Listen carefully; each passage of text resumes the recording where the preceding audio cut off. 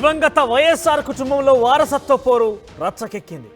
July 8న పోటాపోటీగా వైఎస్ఆర్ 75వ జయంతి వేడుకలు జరపబోతున్నారు. అయితే షర్మిల ఆధ్వర్యంలో విజయవాడలో వైఎస్ జయంతి అక్కడ ఉత్సవాలు జరపబోతున్నారు. విజయవాడ సభకు రావాలని కాంగ్రెస్ నేతలకు ఆహ్వానాలు పంపించింది షర్మిల. వైఎస్ జయంతి రోజు పులివెందులలోనే జగన్ ఇడుపులపాయ కార్యక్రమంలో పాల్గొనున్నారు. ఇక జయంతి వేడుకలు నిర్వహించాలని వైసీపీ పిలుపునిచ్చింది. ఏపీ వ్యాప్తంగా సేవా కార్యక్రమాలు చేపట్టాలని సజ్జల కూడా పిలుపునిచ్చారు. సో ఏమైనా కూడా గత కొంతకాలంగా చూస్తూనే ఉన్నాం. వైసీపీ పార్టీ నుంచి ఎప్పుడైతే షర్మిల బయటికి వచ్చి తెలంగాణలో వైఎస్ఆర్టీపీ పేరిట ఒక పార్టీ ఏర్పాటు చేసిందో అప్పటి నుంచి కూడా జగన్ షర్మిల మధ్య చాలా విభేదాలు బయటపడుతున్నాయి. ఆస్తులకు సంబంధించిన విభేదాలు కూడా ఒక్కొక్కటిగా బయటపడుతున్నాయి. పంపకాల విషయంలో కూడా ఒక్కొక్కటిగా రచ్చకెక్కుతున్నాయి. ఈ నేపథ్యంలోనే ఏకంగా తండ్రి దివంగత నేత మాజీ ముఖ్యమంత్రి వైఎస్ రాజశేఖర రెడ్డి జయంతి ఉత్సవాల విషయంలో కూడా ఈ యొక్క పోరు రచ్చకెక్కిందని చెప్పాలి. 75వ జయంతి వేడుకలు ఏవైతే ఉన్నాయో అవి వేరువేరుగా నిర్వర్తిస్తున్నారు. గతంలో కనీసం ఇడుపులపాయ వద్ద వైఎస్ అక్కడ ఘాట్ వద్ద కూడా షర్మిల నివాళులర్పించేది. కానీ ఈసారి అది కూడా లేకపోవచ్చని ఒక అనుమానాలు కూడా వ్యక్తమవుతున్నాయి. జగన్ పులివెందుల ఇడుపులపాయ వద్దే వైఎస్ ఘాట్ వద్ద ఆయన నివాళులర్పించే అవకాశం ఉంది. కానీ షర్మిల మాత్రం విజయవాడలో ఉత్సవాలు నిర్వహించేందుకు సన్నాహాలు రూపొందిస్తోంది. జయంతికి సంబంధించి అక్కడ వేడుకలు జరపబోతున్నారు. కాంగ్రెస్ పార్టీ అధిష్టానం నుంచి తనకి కాంగ్రెస్ పార్టీకి ఆ నాయకులకు కూడా ఆహ్వానం అందించింది. సో ఇటీవల తెలంగాణ కూడా వచ్చి ముఖ్యమంత్రి రేవంత్ రెడ్డి ఇతరత్ర మంత్రులను కూడా కలిసి ఆహ్వానం అందించే ప్రయత్నం చేసింది. సో మొత్తం మీద వైఎస్ కుటుంబంలో ఇద్దరి మధ్య అన్నా చెల్లెల మధ్య పోరు రచ్చకెక్కింది మరోసారి. సో దీనికి సంబంధించి మరింత సమాచారం ప్రతినిధి రాజేష్ అందిస్తారు. ఎస్ రాజేష్, సో ఇద్దరి మధ్య పోరు కొంతకాలంగా నడుస్తున్నది. పొలిటికల్గా కావచ్చు, ఆస్తుల పంపకాల విషయంలో కావచ్చు. ఏకంగా తండ్రి జయంతి వేడుకల విభేదం కూడా ఇద్దరి మధ్య పోరు జరుగుతున్న నేపథ్యంలో ఎట్లా చూడాలి? కార్యకర్తలు వైఎస్ అభిమానులు ఏమనుకుంటున్నారు? ఖచ్చితంగా రాజశేఖర రెడ్డి పేటెంట్ మాదే అంటూ అటు జగన్ గాని ఇటు షర్మిల గాని ఇద్దరు కూడా పోటాపోటీగా ఫైట్ చేస్తున్నారు. 2019లో గెలిచిన తర్వాత కానీ, తర్వాత షర్మిల తెలంగాణలో పార్టీ పెట్టిన సందర్భం కానీ, తర్వాత ఆంధ్రప్రదేశ్ పిసిసి అధ్యక్షులు అయిన తర్వాత కూడా కాంగ్రెస్ పార్టీ రాజశేఖర రెడ్డి సొంతం అని చెప్తూ ఉన్న నేపథ్యంలోనే కాంగ్రెస్ పార్టీకి సంబంధించి కాంగ్రెస్ పార్టీ కేడరే వైసీపీకి వెళ్ళిందని కూడా ఆమె చెప్తున్న నేపథ్యంలో రేపు ఎల్లుండి సోమవారం జరగబోతున్నటువంటి వైఎస్ఆర్ 75వ జయంతి కార్యక్రమాలను ఇద్దరు కూడా అటు జగన్ ఇటు షర్మిల పోటాపోటీగా నిర్వహించడానికి వ్యూహాలు సిద్ధం చేసుకుంటున్నారు. ఇప్పటికే షర్మిల జాతీయ స్థాయి నాయకులైనటువంటి రాహుల్ గాంధీ, ప్రియాంక గాంధీని కూడా కలిశారు. మల్లికార్జున్ ఖర్గేని కలిశారు.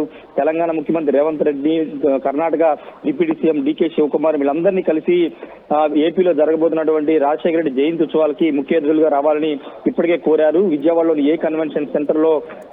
విజయవాడలోని సికి కన్వెన్షన్ సెంటర్ లో ఎల్లున్న భారీ ఎత్తున కాంగ్రెస్ పార్టీ కార్యక్రమానికి శ్రీకారం చుట్టబోతున్న నేపథ్యంలో దానికి అనుగుణంగా నిన్న సాయంత్రం వైసీపీ కూడా వైఎస్ జయంతి వేడుకలను ఘనంగా నిర్వహించాలని పిలుపునిచ్చింది. సజ్జల రామకృష్ణారెడ్డి ఈ మేరకు రాష్ట్ర పార్టీ నేతలందరూ కూడా సమాచారం పంపించారు. ఊరు వాడ అంతా కూడా వైఎస్ విగ్రహాలకి నివాళులర్పించి కార్యక్రమాన్ని అంగరంగ వైభవంగా నిర్వహించాలని ఇప్పటికే ప్రకటించారు. మరోవైపు వైసీపీ అధినేత జగన్ కూడా ఈ రోజు పులివెందులు వెళుతున్నారు.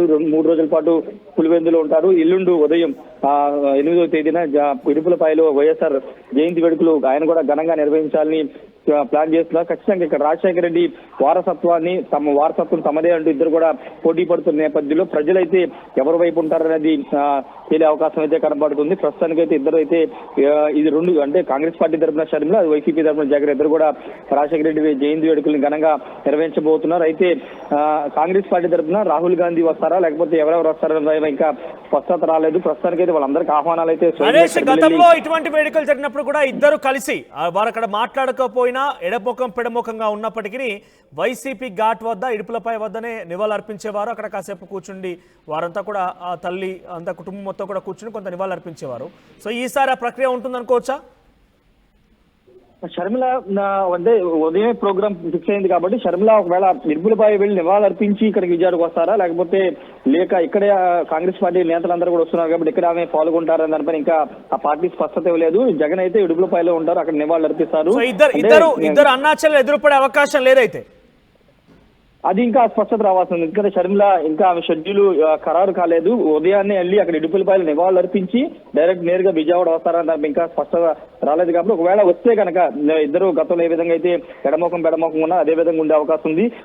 ఒక అరగంట గ్యాప్ లో ఫస్ట్ ఒకళ్ళు వచ్చి నివాళులు అర్పించిన తర్వాత మరి తర్వాత జగన్ వచ్చి నివాళులు అర్పించే అవకాశం కనబడుతుంది. ఎదురెదురుగా పడే అవకాశం అయితే లేదు. మరోవైపు ఇక్కడ విజయమ్మ పాత్ర కూడా చాలా కీలకంగా మారింది. ఇప్పుడు విజయమ్మ జగన్ వైపు వెళ్తారా, షర్మిల వైపు వస్తారనే దానిపైన కూడా పెద్ద ఎత్తున రాజకీయంగా చర్చ జరుగుతుంది. విజయమ్మ షర్మిల ఈ మీటింగ్ కి జయంతి వేడుకలో విజయమ్మ కూడా పాల్గొంటారని ఒక ప్రచారం జరుగుతుంది. మరోవైపు వైసీపీ మాత్రం విజయమ్మ ఇడుపులపైకే వస్తారని కూడా అక్కడ చెబుతున్న నేపథ్యంలో ఇప్పుడు విజయమ్మ ఎటువైపు, కూతురు వైపు నిలబడతారా, కుమారుడు వైపు నిలబడతారా అనేది చూడాల్సిన అవసరం కనబడుతుంది. ఆల్రెడీ ఎన్నికల ముందు మనం చూసాము, షర్మిలాని గెలిపించండి అంటూ విజయమ్మ అమెరికా నుంచి ఒక వీడియో పంపిన నేపథ్యం చూసి అప్పుడే పెద్ద ఎత్తున చర్చ జరిగింది. అవినాష్ రెడ్డికి వ్యతిరేకంగా, వైసీపీ వ్యతిరేకంగా విజయమ్మ షర్మిలాని గెలిపించాలని కోరిన నేపథ్యం కూడా చూసాం. కాబట్టి ఇప్పుడు షర్మిల తన కూతురు వైపు నిలబడి రాజశేఖర రెడ్డి జయంతి వేడుకలో పాల్గొంటారు, లేకపోతే కుమారుడు వైపు నిలబడి అక్కడ జయంతి వేడుకలో పాల్గొంటారనేది చూడాల్సిన అవసరం అయితే. షర్మిల నిర్వహించేటువంటి జయంతి వేడుకలకు ఎవరెవరు హాజరు కాబోతున్నారు? ఇప్పటికైతే తెలంగాణకి సంబంధించి ముఖ్యమంత్రి ఇతర మంత్రులకు కూడా ఆహ్వానం అందించింది. సో అధిష్టానం, కాంగ్రెస్ అధిష్టానం నుంచి ఎవరెవరు రాబోతున్నారు, దాని గురించి అప్డేట్స్ ఏంటి? అంటే ఆహ్వానాలు అయితే జాతీయ స్థాయి రాహుల్ గాంధీ వీళ్ళందరికీ కూడా ఆహ్వానాలు వెళ్ళాయి. స్వయంగా షర్మిల వెళ్లి ఆహ్వానం పంపారు. కాబట్టి అంటే ఇక్కడ వ్యూహాత్మక జయంతి వేడుకలు నిర్వహించడం ద్వారా కాంగ్రెస్ పార్టీని బలోపేతం చేయడం, స్ట్రెంథనింగ్ చేయడం, జాతీయ నాయకులు తీసుకొచ్చి కాంగ్రెస్ పార్టీ బలోపేతం చేయాలనేది షర్మిల వ్యూహంగా కనబడుతుంది. ఎందుకంటే ఈ కార్యక్రమం ఉంది కాబట్టి రాజశేఖర రెడ్డిని ఉపయోగించి జయంతి వేడుకను ఉపయోగించుకుని జాతీయ నాయకులు తీసుకొచ్చి మరింత స్ట్రెంథనింగ్ చేయాలి, రాబోయే ఎన్నికల మీద ఫోకస్ పెట్టాలనేది షర్మిల వ్యూహంగా కనబడుతుంది. అందుకే జాతీయ స్థాయి నాయకులు పిలిపించి ఆహ్వానాలు అయితే అందించారు. ఇంకా ఎవరెవరు వస్తారన్న దానిపై కాంగ్రెస్ పార్టీ కూడా స్పష్టత ఇవ్వలేదు. ఈ రోజు సాయంత్రం లేదా రేపు ఉదయానికి ఎవరెవరు వస్తున్నారు దానిపైన కాంగ్రెస్ పార్టీ ఖరారు చేసి లిస్టు ప్రకటించే అవకాశం అయితే కనబడుతుంది. మనోజ్. రైట్ రాజేష్, ఇక దివంగత వైఎస్ఆర్ కుటుంబంలో మరోసారి విభేదాలు బయటపడుతున్నాయి. ఇద్దరు వేర్వేరుగా ఈ వేడుకలు జరుపుతున్నారు. షర్మిల విజయవాడలో కాంగ్రెస్ అధిష్టానం పెద్దల్ని కూడా కొంత ఆహ్వానించినట్టు తెలుస్తోంది. విజయవాడలో వేడుకలు జరుపుతోంది. ఇక జగన్ పులివెందుల్లోనే ఈ వేడుకలు జరిపే అవకాశం కనబడుతోంది. ఈ రోజు నుంచి మరో 3 రోజుల పాటు కడప జిల్లాలోనే జగన్ పర్యటన ఉండబోతోంది. ఇందులో భాగంగానే ఇడుపులపాయ వద్ద వైసీపీ ఘాట్ వద్ద నివాళులర్పించబోతున్నారు. దాదాపుగా ఇద్దరు కూడా వేర్వేరు సమయాల్లోనే ఆడికి వచ్చి నివాళులర్పించే అవకాశం కనబడుతోంది. ఇక రాష్ట్ర వ్యాప్తంగా వైసీపీ శ్రేణులకి ఇప్పటికే వైసీపీ పార్టీ అధిష్టానం పిలుపునిచ్చింది. జయంతి వేడుకలు జరపాలంటగా కూడా పిలుపునిచ్చే పరిస్థితి కనబడింది. సో ఏదేమైనా కూడా మొదలైంది.